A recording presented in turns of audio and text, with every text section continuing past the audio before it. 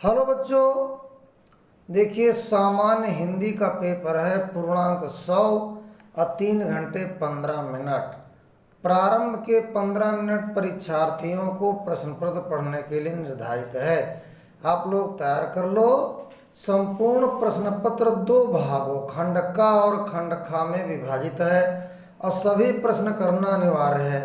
अब पहला प्रश्न क्या है? 100 अजान एक सुजान के लेखक है। ऑप्शन दिया रहेगा भारतेंदु हरिश्चंद्र, प्रताप नारायण मिश्र, श्याम सुंदर दास, बालकृष्ण भट्ट। तो बच्चों 100 अजान एक सुजान के लेखक हैं बालकृष्ण भट्ट। बालकृष्ण भट्ट देखिए पहले 15 मिनट तो बढ़िया पेपर पढ़ो अच्छे से। इसके बाद जो है ये ऑब्जेक्टिव टाइप के क्वेश्चन आएंगे। अब 100 अजान एक सुजान के लेखक कौन है? बालकृष्ण भट्ट। इस तरह से इसको आप तैयारी करें। इसके बाद देखिए राष्ट्र का स्वरूप निबंध के लेखक थे, तो पढ़ाए हम आपको डॉक्टर वासुदेव शरण अग्रवाल, आचार्य रामचंद्र शुक्ल, पंडित दीनदयाल उपाध्याय, डॉक्टर हजारी प्रसाद द्विवेदी। तो यहाँ पर ये डॉक्टर वासुदेव शरण अग्रवाल आएगा। और देखिए आप लोग जब पेपर में कॉपी में करते हो तो लिखो प्रश्नोत्तर नंबर 1 खा, और खा में जो ऑप्शन है ये ऑप्शन आपको लिखना है वहाँ पर। चाहे तो पूरा पूरा लिख दो तो और अच्छा है, नहीं तो ये डाल दीजिए आप। इसके बाद आता है ध्रुव यात्रा कहानी के लेखक हैं अमरकांत, मुंशी प्रेमचंद, यशपाल, जैनेन्द्र कुमार। तो देखो आपकी किताब में ध्रुव यात्रा कहानी है, तो फर्स्ट ईयर में हमने पढ़ाया था। तो यहाँ पर ये चौथा ऑप्शन सही होगा आपका जैनेन्द्र कुमार। ये जैनेन्द्र कुमार, ये टिक मारना इसमें। इसके बाद अगला क्वेश्चन है कि विद्यानिवास मिश्र निबंधकार हैं ललित निबंधों के, विचारात्मक निबंधों के, मनोवैज्ञानिक निबंधों के, भावनात्मक निबंधों के। तो यहाँ पर ललित निबंधों के रचनाकार हैं विद्यानिवास मिश्र। इसके बाद भाषा और आधुनिकता निबंध के लेखक हैं वासुदेव शरण अग्रवाल, डॉक्टर APJ अब्दुल कलाम, प्रोजी सुंदर रेड्डी, डॉक्टर हजारी प्रसाद द्विवेदी। देखो यहाँ पर जो है भाषा और आधुनिकता निबंध के लेखक कौन है? प्रोजी सुंदर रेड्डी। तो ज़्यादा हार्ड सवाल नहीं आता है और सामान्य हिंदी में सामान्य प्रकार के क्वेश्चन पूछे जाते हैं, लेकिन बच्चे हड़बड़ा जाते हैं। अगला क्वेश्चन है कि हिंदी साहित्य का इतिहास लिखने वाले सर्वप्रथम विद्वान। देखो प्रश्न नंबर 1 में 5 क्वेश्चन आए और प्रश्न नंबर 2 में फिर 5 क्वेश्चन आएंगे। तो डॉक्टर गियरसन, गारसादा तासी, डॉक्टर राम कुमार वर्मा, आचार्य रामचंद्र शुक्ल। अब देखो इसमें कौन सही होगा ये आप लोग ढूंढ करके इसको कमेंट में लिखना है ना, कि हिंदी साहित्य का इतिहास लिखने वाले सर्वप्रथम विद्वान कौन है। तो इसमें 4 ऑप्शन है। अब जो होगा वो आप लोग लिखना, क्या सब हम ही बताएं, कुछ आप भी करिए। इसके बाद मलिक मोहम्मद जायसी को किस धारा का कवि माना गया? ज्ञान मार्गी अथवा संत काव्य धारा का, राम मार्गी शाखा का, सूफी काव्य धारा का, सगुण भक्ति धारा का। तो बच्चों यहाँ पर ये तीसरा ऑप्शन होगा सूफी काव्य धारा का। यानी मलिक मोहम्मद जायसी किस धारा के हैं? सूफी काव्य धारा के। तो यहाँ पर ये ध्यान देना। इसके बाद देखिए रीत काल को श्रृंगार काल नाम दिया है मिश्र बंधुओं ने, रामचंद्र शुक्ल रसाल ने, विश्वनाथ प्रसाद मिश्र ने, आचार्य रामचंद्र शुक्ल ने। देखो यार राम शंकर शुक्ल रसाल ने लिखा ना, तो थोड़ा थोड़ा अंतर है। तो यहाँ पर जो है रीत काल को श्रृंगार काल नाम किसने दिया? तो यहाँ पर आ जाएगा आचार्य रामचंद्र शुक्ल ने, क्योंकि रीत काल को यही जो आचार्य रामचंद्र शुक्ल है ना, ये आलोचनात्मक, ये आलोचक भी हैं। तो रीत काल को श्रृंगार काल नाम किसने दिया? आचार्य रामचंद्र शुक्ल ने। अब देखिए लहर के रचनाकार हैं महादेवी वर्मा, जयशंकर प्रसाद, सूर्यकांत त्रिपाठी निराला, डॉक्टर राम कुमार वर्मा। तो देखो बच्चों लहर के रचनाकार हैं लहर लहर लहराए हो। अरे लहर किसके रचनाकार हैं? जयशंकर प्रसाद। लहर के रचनाकार कौन है? जयशंकर प्रसाद। तो लहर के रचनाकार हैं जयशंकर प्रसाद, है ना। फिर के बाद आता है हिरोशिमा कविता के रचनाकार हैं भैया रामधारी सिंधिनकर, सच्चिदानंद हीरानंद वासनागे, महादेवी वर्मा, माखनलाल चतुर्वेदी। तो बच्चों हिरोशिमा देखो इंटर में यहाँ हाई है, तो ये जो सेकंड है सच्चिदानंद हीरानंद वासनागे, हिरोशिमा के रचनाकार यही है सच्चिदानंद हीरानंद वासनागे। अब देखो अगला है कि दिए गए गद्यांश पर आधारित निम्नलिखित प्रश्नों का उत्तर दे दीजिए। तो देखो बच्चों यहाँ पर ये 10 नंबर का 2-2 नंबर के 5 क्वेश्चन, एक गद्यांश दिया रहेगा उसके 2-2 नंबर के 5 क्वेश्चन हैं। आइए देखते हैं।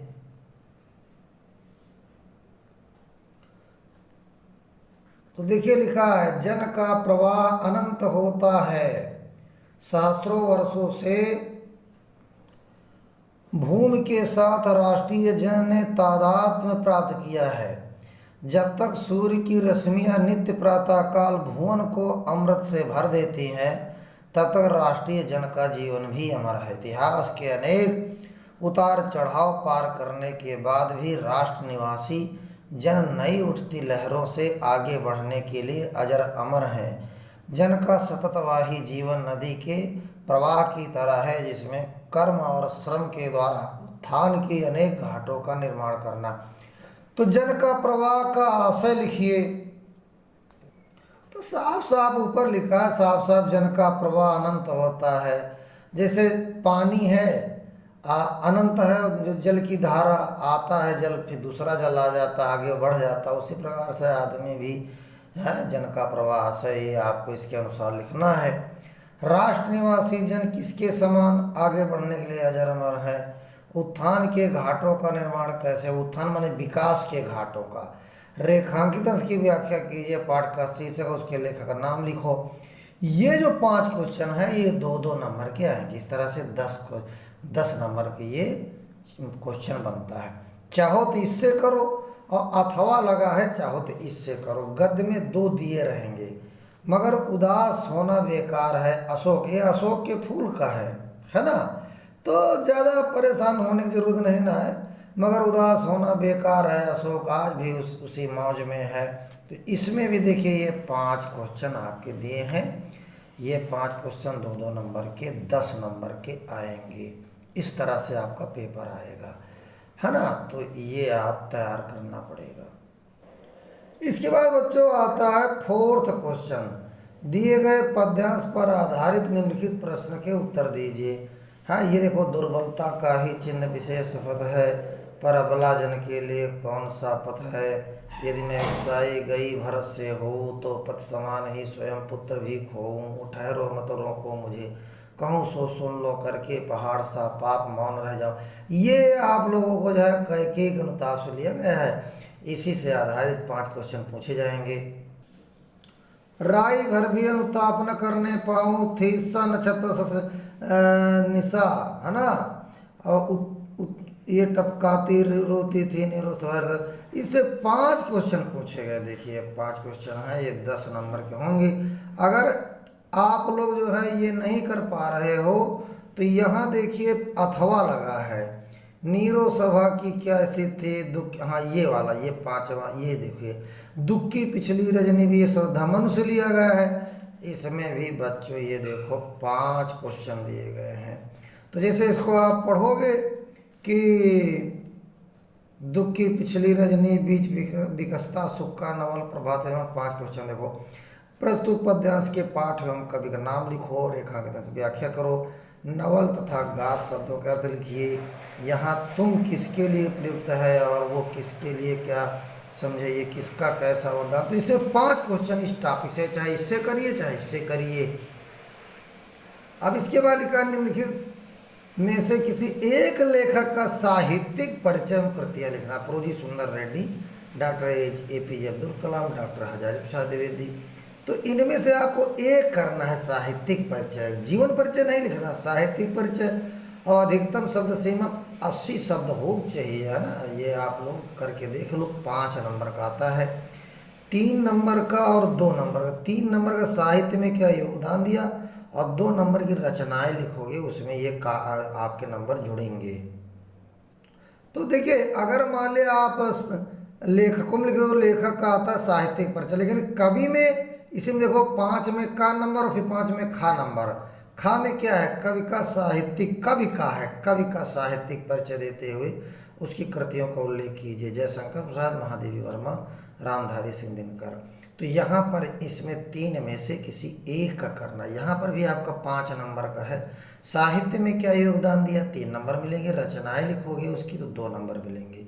अधिकतम सीमा 80 शब्द है, तो आप 5 में 2 खंड बनते हैं। का में आएगा जो है गद्य लेखक और खा में आएगा कवि लोग, जो कवि के विषय में आता, काव्य में आएगा। अब देखिए छठे में आएगा बहादुर अथवा पंचलाइट कहानी का उद्देश्य लिखिए। 5 नंबर का आता, चाहे बहादुर का लिखो चाहे पंचलाइट का। अथवा ध्रुव यात्रा अथवा पंचलाइट कहानी का सारांश लिखो। इसमें उद्देश्य लिखा जाएगा या इन दोनों में एक का सारांश लिखिए, तो ये आपका 5 नंबर का आएगा। अब इसके बाद 7वां क्वेश्चन, स्वपठित खंड काव्य के आधार पर किसी एक खंड के एक प्रश्न का उत्तर दीजिए। देखिए श्रवण कुमार आपके यहाँ चलती नहीं ना, अथवा अथवा लगा है, ये आप लोग जानते हैं। आपके यहाँ आता है सत्य की जीत, है ना। तो देखो लिखा सत्य की जीत खंड काव्य की नायिका का चरित्र चित्रण किया। नायिका दिया द्रौपदी है नायिका, तो द्रौपदी चरित्र चित्रण है। अथवा सत्य जी की जीत का खंड काव्य का कथा सर्ग कहानी लिखो। क्या है उसके अंदर, महाभारत के अनुसार नहीं लिखना है, सत्य की जीत के आधार पर लिखना है। इसके बाद 8वां क्वेश्चन में देखो का नंबर में दिए गए संस्कृत गद्यांशों में से किसी एक का संदर्भ हिंदी में अनुवाद करो। पहले का संदर्भ लिखो, अयमा जो है आपको और कुछ नहीं लिखना, संदर्भ और फिर सीधा अनुवाद करना है इसका। संदर्भ में पाठ का नाम लिखा जाता है। अगर पाठ का नाम आपका गलत हो जाएगा तो फिर हिंदी अनुवाद आपका गलत कर दिया जाएगा। तो देखिए बच्चों 2 गद्य में आएंगे, या तो वो पहले जो बताया उसको करो या तो इसको करो, अथवा लगा है। अब इसके बाद आता है अगला, दिए गए श्लोकों में से किसी एक का संदर्भ हिंदी में अनुवाद करो।